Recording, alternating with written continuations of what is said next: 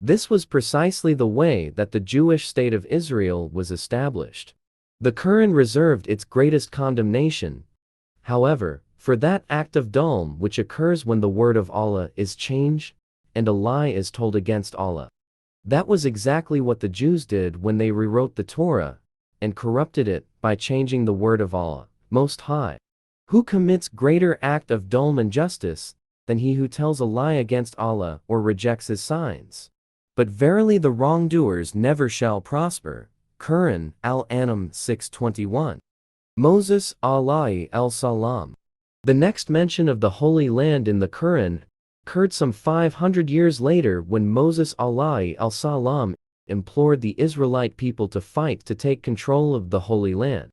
He had led them out of slavery in Egypt, and the divine miracle had occurred in which the sea parted for them, but drowned their enemies. Then the struggle was to be launched from Sinai to liberate the Holy Land. O my people, enter the Holy Land which Allah gave to you, and turn not back ignominiously, for then you will be overthrown, and will lose among other things your right to live in the land. Quran Al-Ma'idah 5:21. This verse of the Quran confirmed what was implicit in Surah Al-Anbiya 21-71 quoted above. The Israelites were the progeny of Abraham alayhi al-Salam, and were still following the religion of Abraham alayhi al-Salam under the guidance of the Prophet of Allah, Moses alayhi al-Salam. Thus they were entitled to live in the Holy Land. It was their land. Sometime after the death of Moses alayhi al-Salam, the Israelites succeeded in entering the Holy Land. But hostile tribes constantly harassed them. Sometimes they were even forced to flee to save their lives. The Quran made reference to this, and to their desire for a king who would lead them into battle, as they struggled to gain complete control over the Holy Land. Are you not aware of those who fled from their homes in the Holy Land, though they were thousands in number for fear of death? Allah said to them, Die. Then He restored them to life, for Allah is full of bounties to mankind, but most of them are ungrateful. Then fight in the cause of Allah, and know that Allah hears and knows all things. Allah, most wise, wants you to fight and resist oppressors who drive you out of the land in which you live and out of your homes. Who is he that will loan to Allah a beautiful loan, which Allah will return with much more than was borrowed? It is Allah who restricts what He gives, or increases what He gives, and to Him shall be your return. Are you not aware of those elders of the Israelites, after the time of Moses, how they said to a prophet that was among them, Appoint for us a king, that we may fight in the cause of Allah? He said, Is it not possible, if you were commanded to fight, that you would not fight? They said, How could we refuse to fight in the cause of Allah, seeing that our families and us have been driven out of our home? But when they were commanded to fight, they turned back, except a small band among them. But Allah has full knowledge of those who do wrong. Quran, Al-Baqarah 2:2436. That prophet who spoke to them above was Samuel alayhi al-Salam. Their response to him was, How could we refuse to fight in the cause of Allah, seeing that we and our families have been driven out of our home? Quran, Al-Baqarah 2:246. This response established, in their own words, in their own tongue, the principle that a people were entitled to wage war against an oppressor who drove them out of their homes and the land in which they lived. While true of all territories, it was especially true for the Holy Land. How, then, was it possible for the state of Israel to be established on the basis of a policy of driving out of their homes and out of the land a people who worshipped the God of Abraham, and then obstinately denying them for more than 50 years the right to return? Joshua alayhi al-Salam. After the Israelite people were delivered out of Egypt, they were blessed once more with the divinely ordained inheritance of the Holy Land. The Bible informs us that Joshua led them into the Holy Land. The Quran neither denies nor confirms that biblical statement regarding the name of Joshua. Whereas unto a people who in the past had been deemed utterly low and of no account, we gave as their heritage the eastern and western parts of the Holy Land that we had blessed. And thus, the fair promise of thy Lord was fulfilled for the children of Israel, because they had patience and constancy in adversity. Whereas we utterly destroyed all that Pharaoh and his people had wrought, and all that they had built with such pride. Quran al-Araf, 7-137. Earlier, when Moses alayhi had ordered them to do so, the Jews had refused to fight to enter the Holy Land. At that time, two amongst them had urged them to fight to enter the Holy Land. The commentators of the Quran identify Joshua as one of the two. But among their God-fearing men were two on whom Allah had bestowed His grace. They said, "Assault them at the proper gate, make a frontal assault. When once ye are in, victory will be yours. But on Allah put your trust if ye have faith." Quran Al-Maida, 5:23. Solomon alayhi al-Salam. Then, a further 500 years later, the Quran made a fourth reference to the Holy Land when Allah, most wise, spoke of the kingdom of Solomon alayhi al-Salam as follows.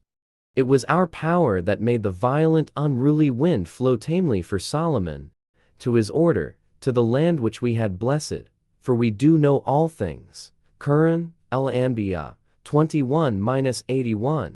It was in consequence of all these divine blessings that the Islamic State of Israel, over which Solomon alayhi al-Salam ruled, became not only the ruling state in the world, but also the most magnificent state ever witnessed.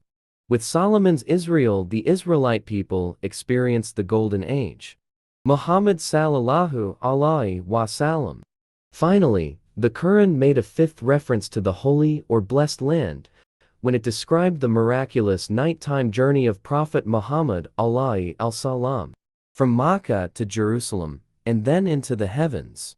Glory to Allah who did take His servant for a journey by night, from the sacred masjid to the farthest masjid, whose surrounding territory we did bless, in order that we might show him some of our signs, for He is the one who hears and sees all things. Quran, Banu Israel, 17-1.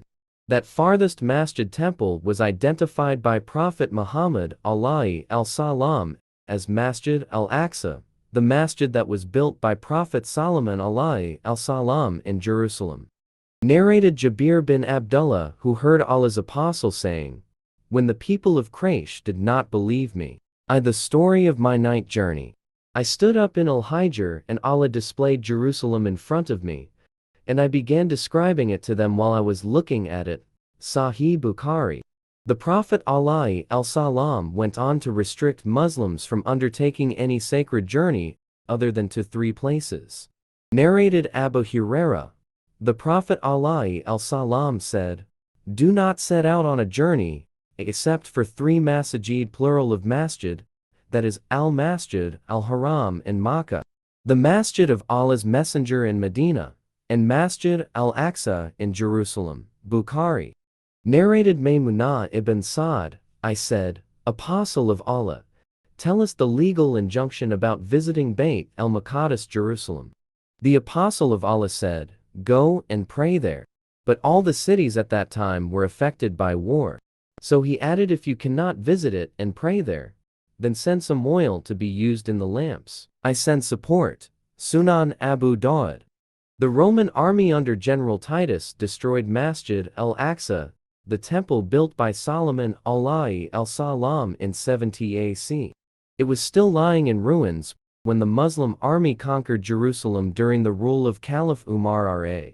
It was he who ordered that the present Masjid al-Aqsa be built on the site of the ruins of the original temple masjid built by Solomon alayhi al-Salam. Jerusalem in the Quran. By Imran N. Hossein. Part 1. Chapter 4. The Quran declared that the Holy Land, including Jerusalem, was given to the Israelites. Remember, Moses said to his people, "O my people, remember the favor of Allah unto you, when He produced prophets among you, you kings, and gave you what He had not given any other among the peoples. O my people, enter the Holy Land which Allah gave to you, and turn not back ignominiously, for then will you be overthrown to your own ruin." Quran Al-Maida 5:21.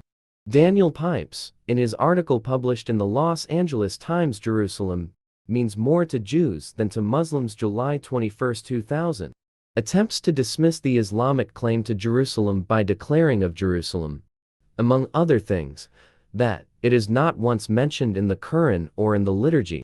It is true that the word Jerusalem does not explicitly occur in the Quran, but that appears to be in consequence of divine wisdom. The Quran refers to Jerusalem in an enigmatic way, and appropriately so, as a city that was destroyed, its people expelled, and banned from ever returning to reclaim it. The ban would remain in force until such time when Gog and Magog come forth. See Quran, Al-Anbiya, 21, 95-6. The Arabic name for Jerusalem, Beit el-Maqdis, occurs several times in the Ahadith. The Roman name Elia also occurs in a very important prophecy of Prophet Muhammad, sallallahu alaihi wasallam. It is amazing, really, that Dr. Pipes should have chosen to ignore those verses of the Quran that unambiguously declared that the Holy Land, of which Jerusalem is the very heart, was given by Allah Most High to the Jews. When Moses alayhi al-salam took the Israelite people out of slavery in Egypt, and they had miraculously crossed the sea and entered Sinai, Moses alayhi al-salam addressed them and ordered them to make the effort to win control of the Holy Land. He said, "O my people, enter into the Holy Land which Allah gave to you, and do not turn back, since such will be a betrayal of your faith. For then you will be lost, which also includes the loss of the Holy Land." They replied, "O Moses, there are ferocious people dwelling in that land, and we will not enter it unless and until they depart from it. If they leave, then we will enter it." See also Numbers 13, 32-33. Then spoke two God-fearing men, Joshua and Caleb, according to the Torah, who had been blessed by Allah. "Enter upon them by the gate I, make a frontal attack, for if ye enter by it, lo, you will be victorious. So put your trust in Allah if ye are indeed believers." Quran, Almeida, 5, 21-23. The Jews responded to Moses alayhi al-salam with an answer that was so insulting that Allah Most High immediately prohibited their entry into the Holy Land. They said, "O Moses, we will never enter the Holy Land while they are in it. So go thou and thy Lord and fight. We will sit here." He said, "My Lord, I have control over none but my brother and myself, so hold us apart from these sinful, rebellious people." Their Lord said, "For this act of betrayal the Holy Land will surely be forbidden them for 40 years. They will wander in the earth, Sinai bewildered. So grieve not, Moses, over these sinful, rebellious people." Quran, Almeida, 5, 24-6. The Quran actually reconfirmed elsewhere the declaration that the Holy Land was given to the Jews. Pharaoh sought to wipe them, the Israelites, off the face of the earth. But we Allah drowned him, Pharaoh, together with all who were with him.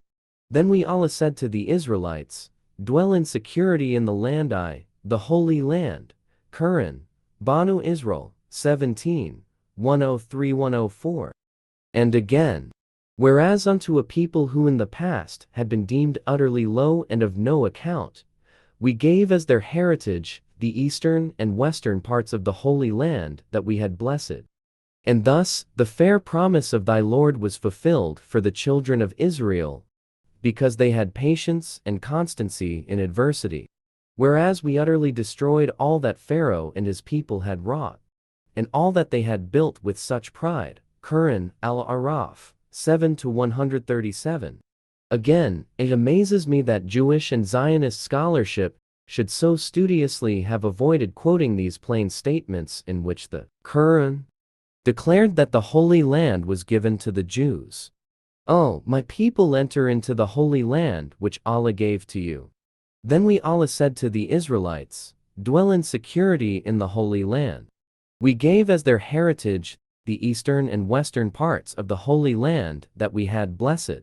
Our readers who sincerely seek the truth in respect of the subject of the destiny of Jerusalem should ponder over this reluctance on the part of Euro-Jewish Zionist, and Israelite scholarship to refer to the Quran on this matter. This book offers an explanation for that strange behavior. The explanation resides in their reluctance to reveal the corruption of the divine conditions in the Torah which Allah Most High had ordained for inheritance of the Holy Land. The fraud in the rewritten Torah is exposed. In the Quran, what was that fraud? Jerusalem in the Quran. By Imran N. Hossein. Part 1. Chapter 5. Divine Conditions for Inheriting the Holy Land. And we declared in the Zabur, the Psalms which followed our declaration in the Zikr, the Torah, that it is only those servants of mine who are righteous in their conduct, who would inherit the Holy Land. Quran, Al-Anbiya, 21-105. Had Dr. Pipes been aware of the passage of the Quran which declared that the Holy Land was given to the Jews, and it is impossible that he was unaware of it, he should then have asked, what right do Muslims have to dispossess Jews of a land and the city which is its very heart which Allah Most High had given to them? The reason he did not do so is because it would have opened a Pandora's box. Firstly, he does not want to direct attention to the Quran, particularly as it deals with Jews and the Holy Land. To direct attention to the Quran, particularly as it deals with Jews and the Holy Land. Secondly, the answer to that question is located in another verse of the Quran, in which Allah Most High recalled that the Jewish right to Jerusalem and the Holy Land was conditional on faith and righteous conduct. Faith, of course, meant faithful observance of the religion of Abraham. And we declared in the Zabur, the Psalms which followed our declaration in the Zikr, the Torah, that it is only those servants of mine who are righteous in their conduct, who would inherit the Holy Land. Quran, Al-Anbiya 21-105. It is clear that when the Quran used the word earth or land as above, it did not refer to the whole earth. If it did, that would then have been a manifestly false statement. Those who control the earth today, and whose representatives are gathered in New York for their Millennium Summit, even as we write, are the dregs of humanity. They are the finest possible representatives of the deceptive, decadent, oppressive, and essentially godless, secular modern world order, representing the blood-sucking elite that has now enslaved mankind in a new sophisticated economic slavery based on riba. Those like Fidel Castro, who have been championing the cause of the oppressed, must feel totally out of place in such a gathering.